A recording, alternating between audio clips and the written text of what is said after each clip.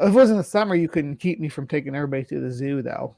Oh my Well, gosh. it's the St. Louis Zoo. Why wouldn't you go? I would go just to protest the existence of zoos, which I think is immoral. St. Louis Zoo is very beneficial to the ecology, though. They spend a lot of money on conservation efforts and things like that. That's great. They can do that without it being a zoo. You can conserve things while it's still in the wild. You don't have to bring it into a private place and limit its ability to roam in order to save it. So yeah, bringing new animals from the wild into a zoo is ridiculous and pointless. But animals that were born and bred in the zoo to educate people about the existence of the animals and why we should conserve the species. It's important to have them able to see the animals themselves and see what we're trying to help and see the. Yeah, can't they go see them in the wild on safaris? Like if you want to see a giraffe, you can fly your happy ass to Africa. That's more detrimental to the ecology of the organisms in the wild, though. Why? Some of these creatures live in very delicate forests. If we start bringing tours through those well, then you don't see the animals. Simple as that. Yeah. But you don't get to force them into captivity so that little fourth graders from Iowa can look at them. That's just not okay. Yeah, they're again not forced into captivity, born in captivity. They kind of are. Like if you're born in a Nazi concentration camp, you're still in cap. Like that doesn't somehow remove the fact that like you're in a concentration camp. You get beat up by a bunch of fourth graders in Iowa. No, I just don't believe in zoos and aquariums. They should be banned. Okay, so it's not about fourth graders in Iowa. No, it's about the animals shouldn't be held in captivity so that little fourth graders from fucking Wisconsin can look at them and say, "Oh, mommy, look at that." Well, I don't care. If researchers want to study them, they can go study them in the wild in their habitat. If that's going to be detrimental, then you're just not going to fucking study them, are you? Yeah. Okay, I have my little setup here, and I do the same thing to show people and teach people about organisms that they're otherwise adverse to or don't really care about and think about. I think that having live specimens is a beneficial to science communication as a whole, especially when you're teaching people about the animals and the ecologies that we're trying to sustain and to rehabilitate. That's just my position on it. Well, I'm not saying science shouldn't be able to study animals. I'm saying that we don't need zoos to facilitate it. Like zoos do not need to be an institution to facilitate the research of these animals in their habitats. Zoos, if you think about a zoo, is more like, again, science exhibits to explain about the organisms themselves. They're not concrete cages with bars these days. They generally have but they're still drastically restricted habitats that don't nearly provide what it is that the animals need. And in virtue of that, it's wrong. If we don't raise some animals in zoos, we're never going to see them again. I don't care. You don't. No, let the evolutionary processes take their toll. Species go extinct. It happens. New ones come into existence, so to speak. Well, I mean, but I'm using we're artificially driving them into extinction, though. It's not. Yeah, but that's not like because like of like zoos and stuff, though. That's just because of capitalism. Yeah, so we can because there's this external force of humanity and the Anthropocene extinction of it and driving these animals into extinction. The conservation, the environmentalists, all we can do is try to take them out of the wild and take them away from these areas where they're going to die naturally to try to preserve the species. So at some point, potentially, that we can revive them in their natural habitat. I would say just abolish the current mode of production under which we live. Why would we continue to maintain systems that are detrimental to a vast majority of living organisms on the planet? Yeah, it's to me, it's sort of like looking at it.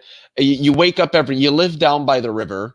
And your back porch overlooks the river, and you wake up every morning, and as you're drinking your cup of coffee out on your porch, you keep having to go and save one or a couple of people from the river. And you sit there and say, you know what? I bet if I put up a net with a lifeline on it, that would help these people. If I'm not here to save them, they would be able to use that to get to the bank. And this would really help with these people not being, in the river and then drowning.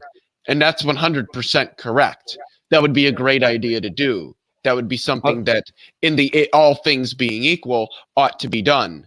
But what I'm going to say is, why don't we go upriver, figure out why people are falling in the first place? So there's Yeah, going to be a difference absolutely. between mitigating a problem and solving it. So the Leo, people that are the conservation efforts are done by people who don't have the power to solve the issues, the climate change. What I'm issues getting and at is things like conservation that. doesn't require zoos and aquariums.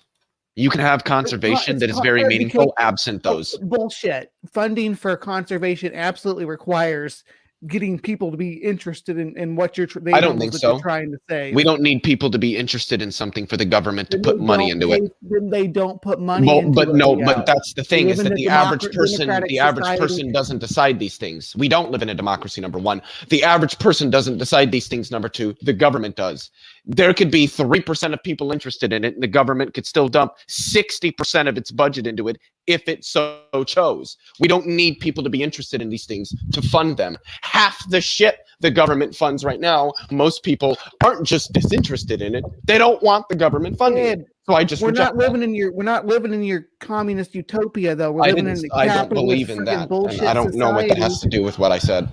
Because we don't live in a society where that's where it's sustainable for us to if we lived in a perfect Well, society, I think we do. I would say yes, zoos are awful. We should get rid of them. But since we depend on finances to try, because again, the conservationists don't have the power to do anything besides preserve these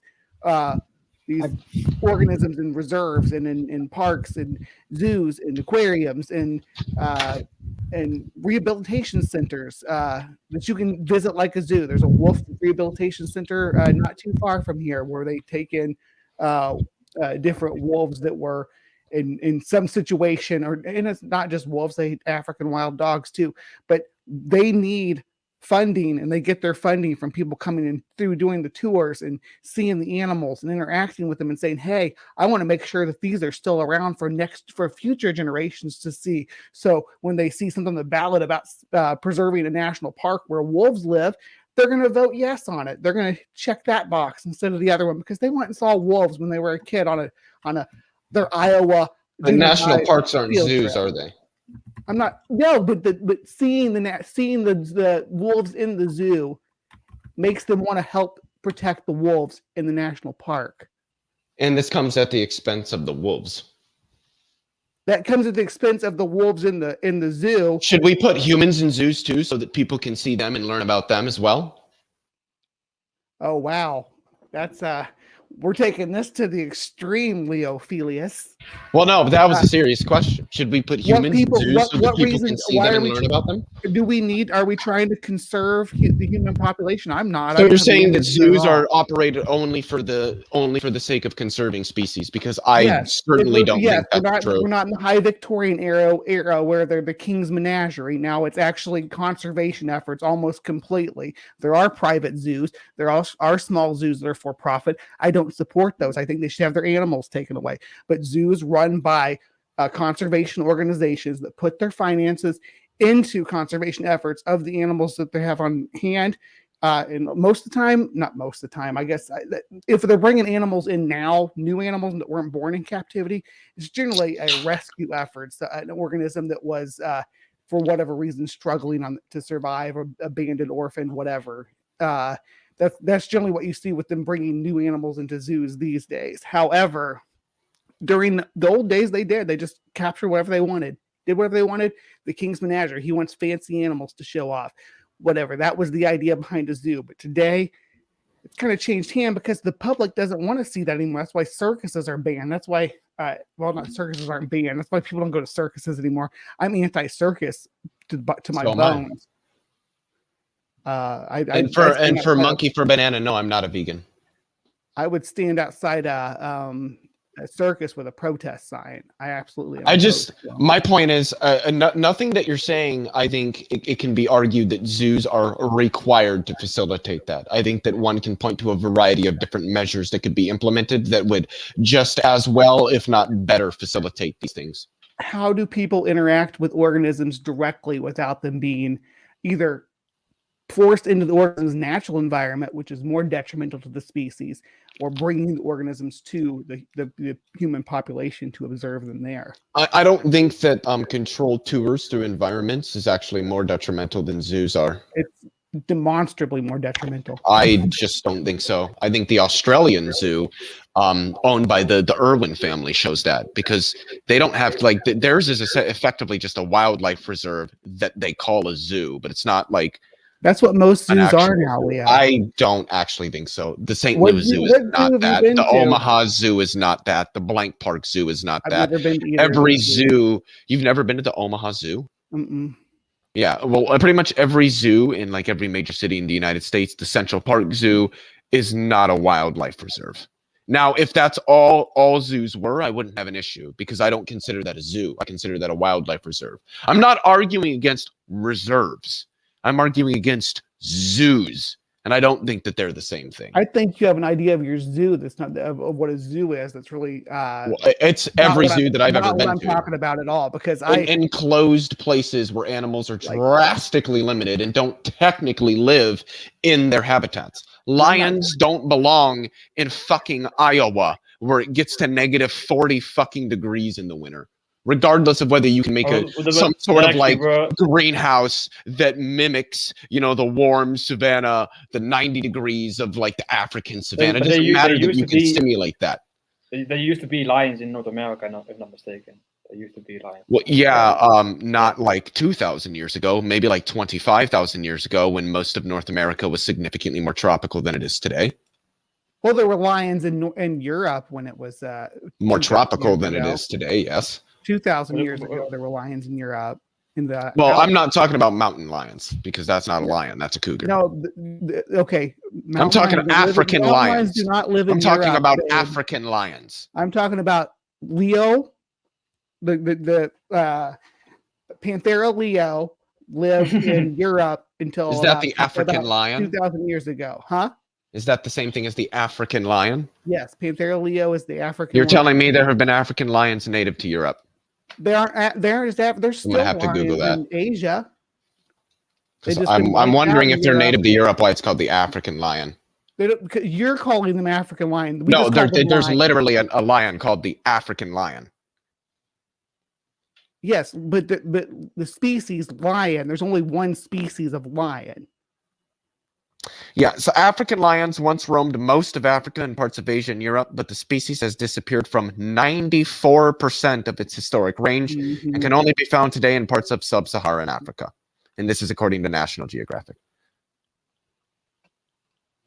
Yeah. So if you're talking about a broader category of lions, that's fine. I don't, way more than I do, but I'm talking about African lions, which is kind of like the ideal image of like when most people think of a lion, like, you know, the Lion King and all that stuff, that's it's the African lion, which is I'm okay with that. Can I Iowa. Like I actually agree with most of your take, Leo, but the logic that lions don't belong in Africa is a bit flawed, because it's the naturalistic fallacy, I would say, and also if you logic, how did I present the naturalistic fallacy? Because you say they don't belong in. Like, basically, it's how is that a naturalistic fallacy? If I said a fish does not belong on a mountaintop, is that a naturalistic fallacy? Well, a fish. I don't think so. Die, I think that's what I'm saying. A sub-Saharan African lion, evolutionarily, is not designed to exist in Iowa in the middle of frickin' February when it's negative 30 fucking degrees. It would die really, really quickly. No, it is actually evolutionarily not designed for that environment. That's what I'm saying. That's true. But now you're changing. I'm not changing the argument. I think that you misunderstood what point I was trying to make. You're misunderstanding Africa, and it's the very geography that we have in Africa. Africa is not just tropical. It's not this big. I know that, but there is no place in Africa where it drops below 0 degrees Fahrenheit. I almost guarantee you that. There might be places where it has in the past. There is no place on the continent of Africa where it is for some period of time, seasonally, consistently below freezing. That is a fact. There is no place in Africa where throughout November, December, January, and February, it is identical to being in fucking Canada. No, that's not the case. I never thought I would be in the position of defending zoos. Usually I'm tearing down the concept, but I think that there are good zoos. I think the St. Louis Zoo is a good zoo because of the support they give to environmental efforts and conservation efforts. I stand by that, and I stand by the fact that having access to the organisms that we're trying to preserve and letting the people see those organisms is beneficial to the conservation process. It's almost, and I don't disagree that tours through areas to see the organisms in their natural habitat aren't beneficial. They lead to the problem that we have with that. And see, there's documentaries on it in some of these areas in Africa where they do it. The pollution that tourists leave behind is disgusting. And if we can, Okay, and then tell them, if you guys don't pick up your shit, we're shutting this down, and you won't be able to come look at these animals. right? I'm with you, honey. Like, I'm going to be honest with you, do Bree. it. If I the wish. public is not able to see animals, I really don't give a shit. Yeah, As long as public's not able to experts see animals, they can don't care do about what they animals. need to do, that's all I care about. I just, look, it might sound bad. I really don't care. I don't care if the public isn't able to go see a giraffe on a Saturday afternoon. I don't care. I don't care that you can't take your family to go see a giraffe. I just just don't want to care. say- When the people stop caring about them and don't care about protecting their habitat. Let them Yeah, go but extinct. that's not And you're just relevant okay to with whether that. or You're okay not with like being we wiped save out them or because help them. Because we didn't tell people that they needed help. That we didn't tell people that these are the animals that need help. I guess I'm with you. If that's the, I mean, It's the same reason why we don't have like $50 trips to the bottom of the ocean. Like, I don't care if people can't go down there to see the infinite blackness. I don't give a shit. But the idea that, well, but like zoos, people fund them, and it's like, to me, when I hear that, and and Alec is saying, oh, but like under capitalism, these billionaires, they create all these foundations and they donate, hundreds of millions of dollars a year to all of these, or all of these things to help out. And so in virtue of that, capitalism is actually a good thing, except that it's not. Like, the fact that there can be certain good things that can happen under some structure doesn't mean that the structure itself is good. The fact that zoos can sometimes, maybe, possibly be used to do some good things does not mean that the structure itself is good.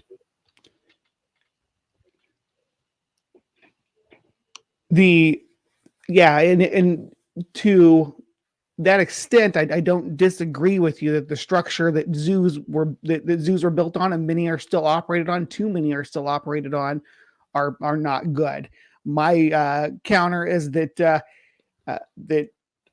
zoos are used as rehabilitation centers, breeding centers to repopulate the number of a group of organisms that we have to help repopulate the population in the wild, and again benefit the ecology and stimulate the environment itself as a whole for the betterment of everybody. It's for a good, for an ultimate good, to be able to breed whatever these organisms are and return them back to their natural habitat to restore balance.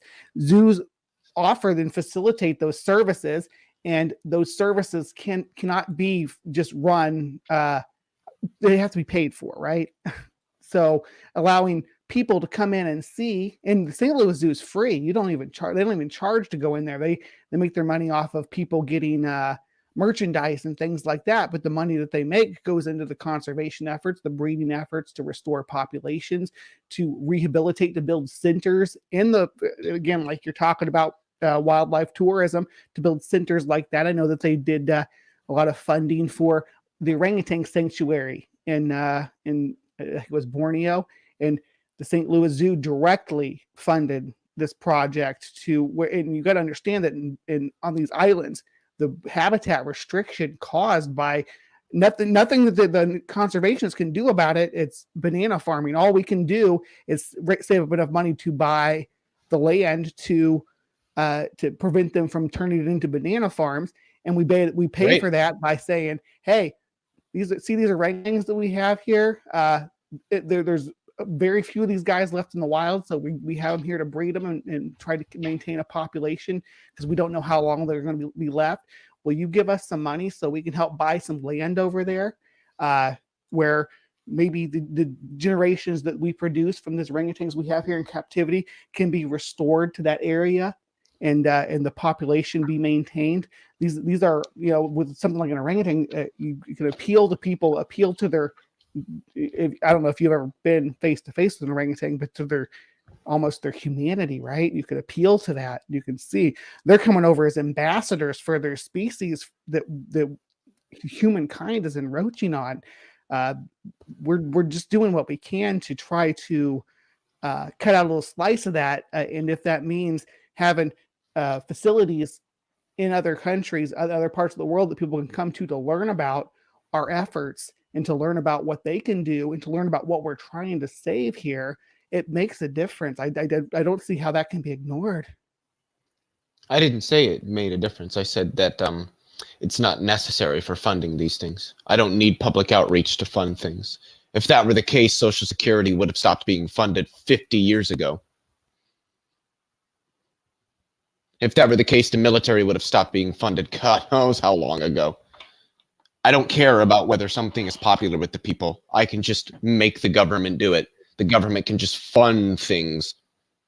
I don't need people to like the program. How do you make the government do stuff without getting people to support it? The same way that it happens now. You give them shit piles of money to do what you want them to do, because that's what gets the government to do things.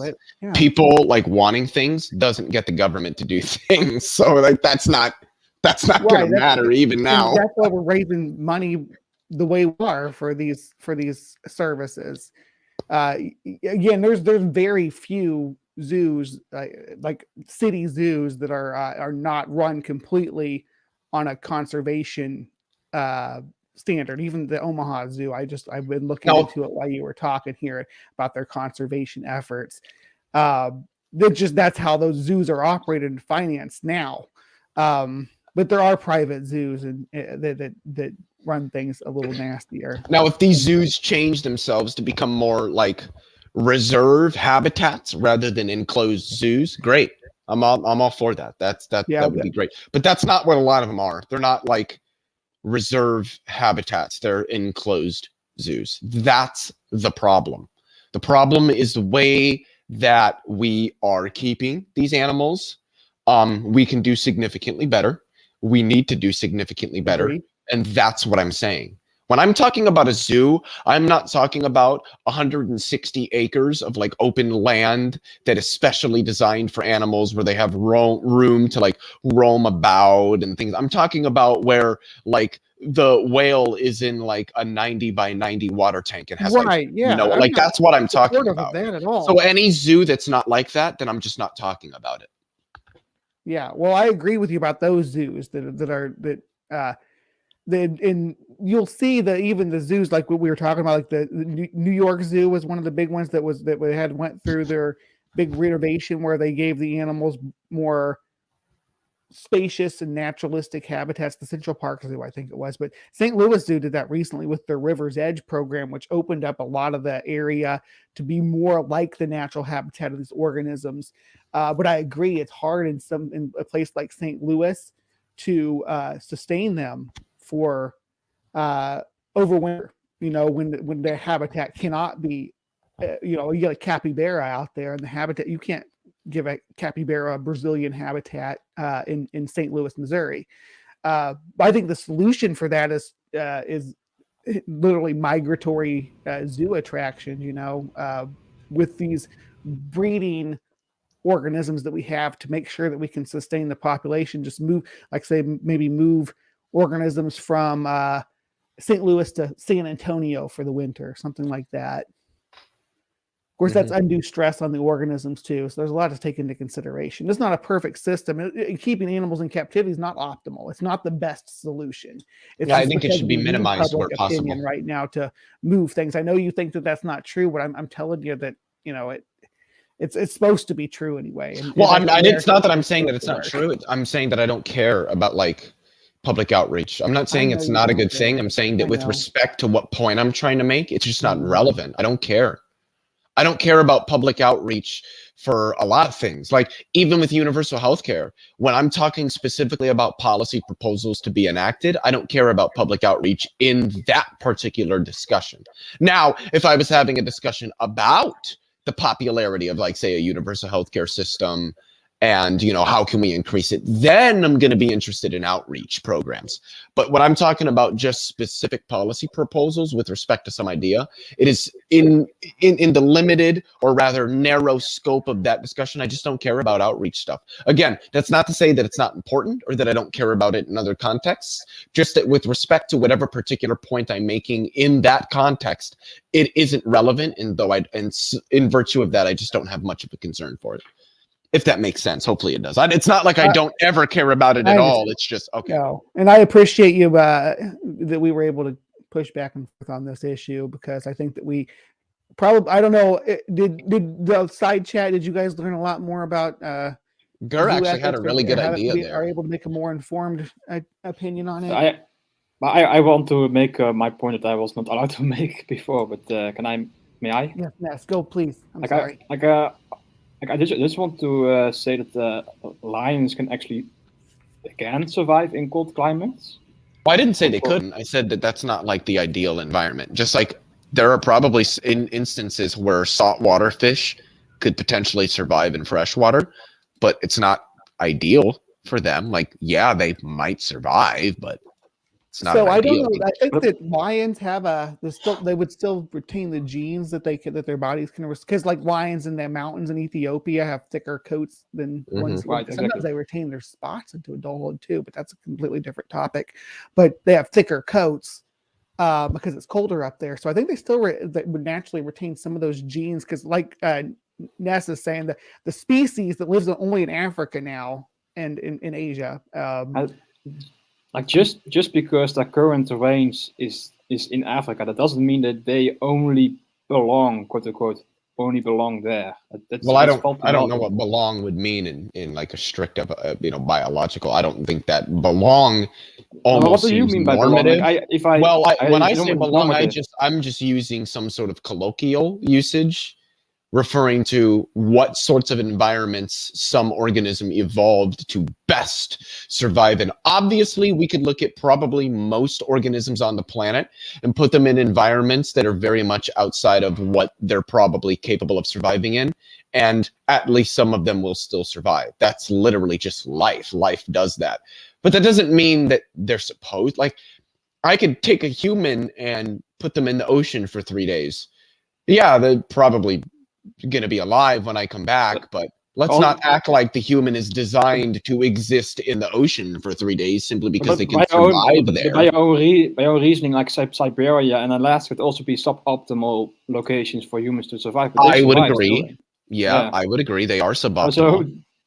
I don't think that organisms surviving in an environment somehow refutes the idea that the environment is a suboptimal environment for the organism. But I don't equate that with they don't belong there. I don't equate with that. I wouldn't say they don't belong there because the environment. Well, but it depends on what you mean by belong. If by belong you mean it's a suboptimal environment itself, once was spread across the African Eurasian continent as a whole, a single species of course organisms. We wiped them out everywhere, but Africa and a little population in Asia. It doesn't mean that they can't survive in a higher latitude. But am I understanding you right, Ness? Sorry, can you repeat that? Sorry. That lions as a species once it expand from Russia to the Horn of Africa to and you had also you had lions in Europe and also lions in North America. And actually, I've seen just a minute ago that the lions in Europe specifically went extinct either due to humans or warming climate. Yeah, the cave lions. The cave lions, yeah. Yes. And they were the same species, or at least they were different subspecies, but it was the same. Maybe yeah.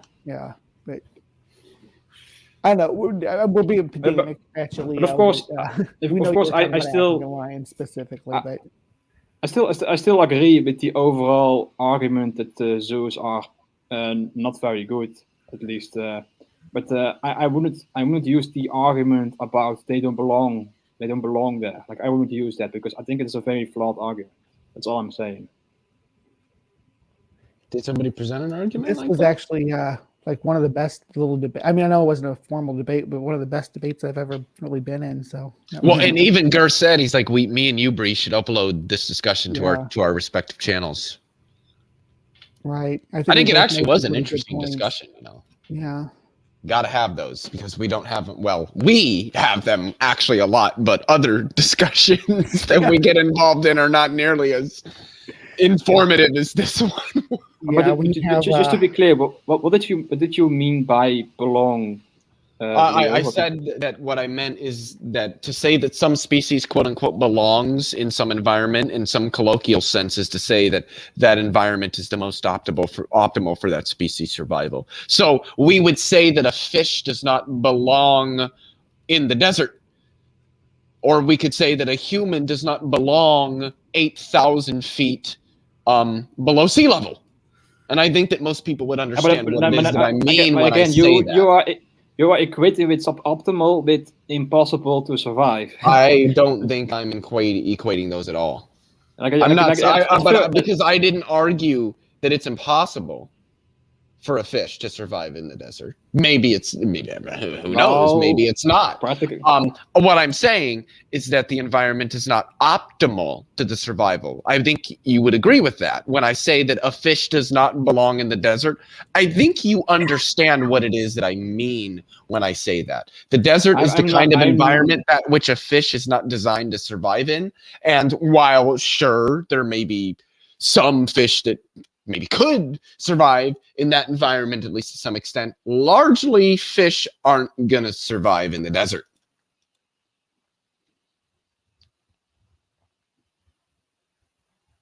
Well, I'm just saying when I hear belong, I think of a normative meaning. That's all I'm saying. Like I wouldn't equate belong with optimal. I wouldn't equate those two things. So I think Leo, you definitely have to understand there's a fundamental difference between being outside of your natural environment and being in an environment that is detrimental to your survival, right? I mean, well, I think the latter would be entailed in at least some instances by the former. Being in an environment detrimental to your survival is to be in an environment that is not optimal to your survival, but it just takes it a step further. Okay. But you can, I guess, with the natural pressures that you're going to be under by moving through an environment, your body can't adjust to changes. A lion, for instance, a wolf's a good example too. They actually, their bodies are going to respond differently to whatever climate that they're in, right? A dog sheds when it gets warm, essentially. I think a better way to word my argument is that it would be like if I said pigs don't belong in confinement facilities. Like, obviously, pigs survive in them quite well. Some might even say a pig has a somewhat cushy life in that instance. They get fed, fat meals twice a day, all this. But, like, I think people would still be capable of understanding what I meant if I said pigs don't belong in a confinement facility. Does a dog belong in a human's house? Yes. What's the difference there? That dogs were specifically bred to be companions, household companions, but I don't think pigs were specifically bred to be held en masse in confinement facilities. But even if I argued that they were, that doesn't remove the moral considerations in the argument that it is still immoral to house massive amounts of pigs in confinement facilities. So you think domestic pigs shouldn't exist at all? Well, not in the ways that they currently do, at least.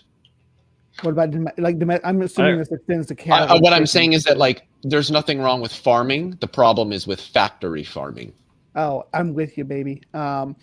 So you think that they should we should do free range? Should be. I think that confinement facilities are probably going to be essential to modern agriculture, but it's going to be the style of the facilities, the employer or the employees, the restrictions applied. There's just going to be several factors that play into this.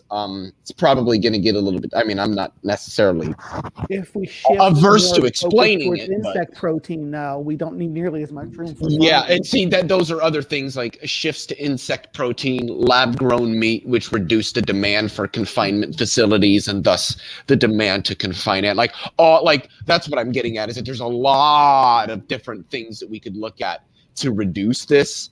And I think that those methods should like insect protein. I don't know why that's not like a staple in most foods on the planet. Like, what the fuck are we doing?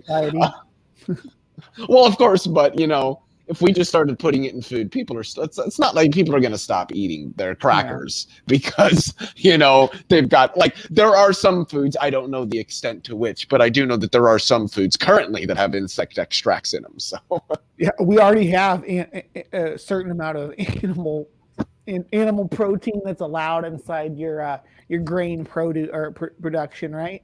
Yep.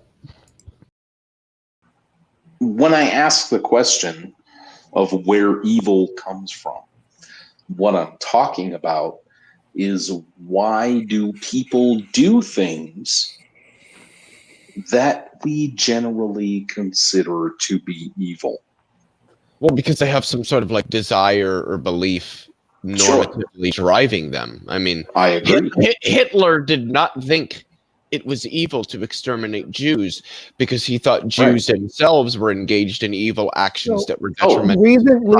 Leo, you and I are on the same page there. Real quick when I taught history, I literally made it a point to tell my students that people like Hitler don't wake up in the morning going, I'm going to do something evil today. Just really quickly no, on behalf of the chat. That. On behalf of the chat, for Monkey for Banana, yeah, it is tautological, but that doesn't mean anything. That doesn't mean that it's like invalid or not usable. So, if I said a bachelor is an unmarried man, that's tautological because what it means to be a bachelor is to be both a man and unmarried. So when I say a bachelor is an unmarried man, if that's what it means to be a bachelor, then all I'm really saying is an unmarried man is an unmarried man. It's tautological. But that doesn't make it uninformative when I talk about something being unuseful or anything like that. So can I just say something, please? My definition of evil being tautological. I just wanted to finish the thought. My definition of evil being tautological doesn't somehow like reduce. So I just wanted to finish the thought. My definition, just for clarification, on behalf of somebody in the chat, I don't think this is a wrong thing to do. My definition of evil being tautological doesn't somehow mean it's like uninformative or unuseful. Okay. I just wanted to say that your definition, that I don't understand how I can adhere to your definition when I don't think there is the possibility for all things to be considered. I don't think that that's a real I guess I don't understand that objection. To say all things considered is just to mean to consider all relevant facts to whatever situation. How do you know what all relevant facts are? You can't.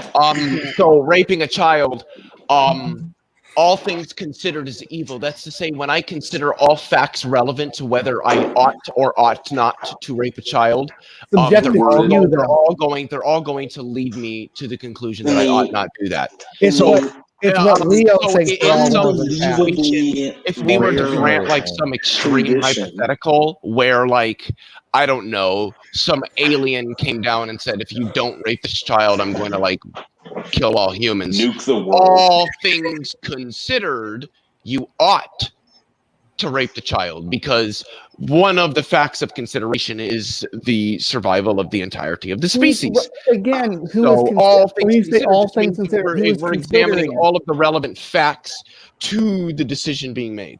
All things considered by who? Right. You don't know as much as by whoever is considering the situation.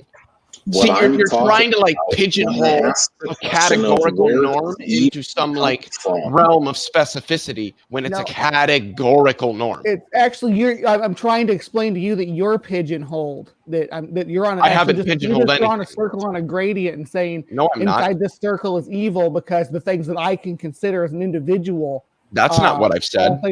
All things considered to me as an individual fit this criteria of evil, but you're not what I've said. We're all humanity on a gradient that all considered. Yeah, but that's not what I've said. Different angles.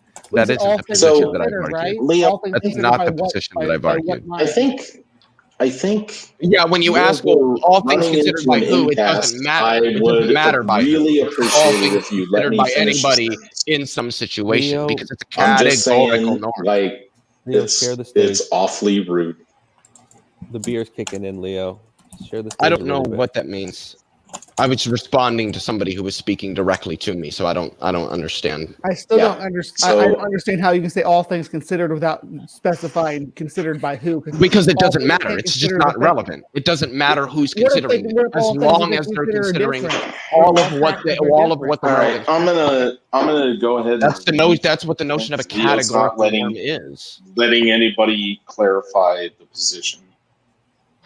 Well, no, I'm stopping people when they're not properly representing the position I've outlined.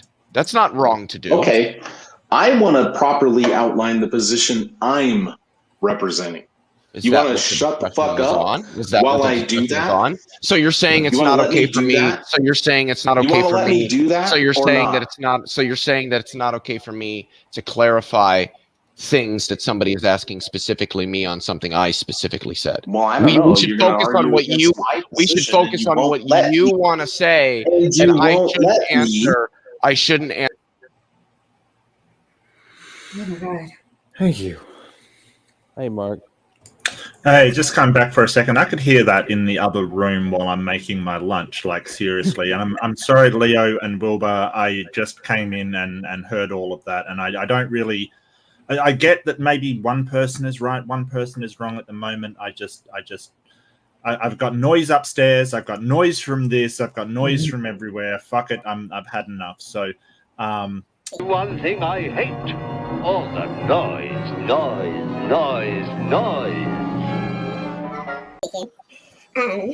But so I would imagine the robot. I don't know. I mean, because it's so hard to what if this because we don't know what is. Yeah, the original.